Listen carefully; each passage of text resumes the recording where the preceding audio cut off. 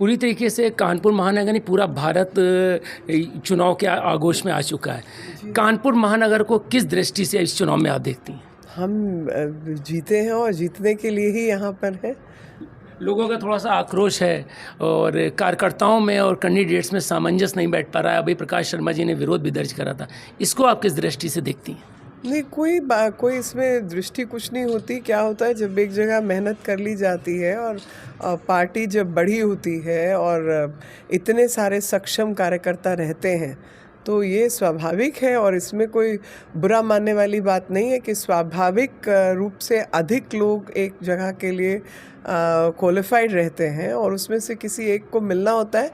लेकिन ये भारतीय जनता पार्टी का अनुशासन है कि अपनी इच्छाओं के रहते भी दूसरे की इच्छा में शामिल होकर उसे उत्सव के रूप में मनाना और आगे बढ़कर मोदी जी को प्रधानमंत्री बनने के लिए कार्यरत रहना।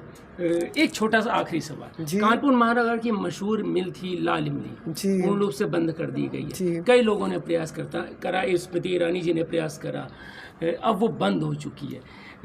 इस पर दो शब्द क्या कहेंगी? मजदूरों को क्या हालात रहे होंगे?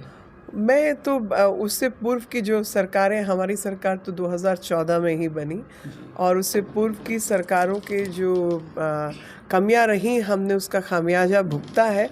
और कानपुर शहर में लगातार जिस प्रकार से विकास की प्रक्रिया चल रही है वही आगे चलती रहेगी, क्योंकि कानपुर शहर का विकास अगर एक बाहरी की नज़र से आप देखें तो मैं बीच बीच में लंबे अंतराल के बाद आती रही हूँ। हर साल 2 साल में आई हूँ, लेकिन लंबे अंतराल के बाद आती हूँ। और मुझे, अगर मैं सबसे पहला 2012 या उससे पूर्व का अगर समय देखूँ तो प्रधानमंत्री मोदी जी उस वक़्त हमारे कैंडिडेट भी नहीं थे और सिर्फ हमने फिर 13 में जाकर ये चुना था कि हमारी कैंपेन कमेटी के अध्यक्ष होंगे।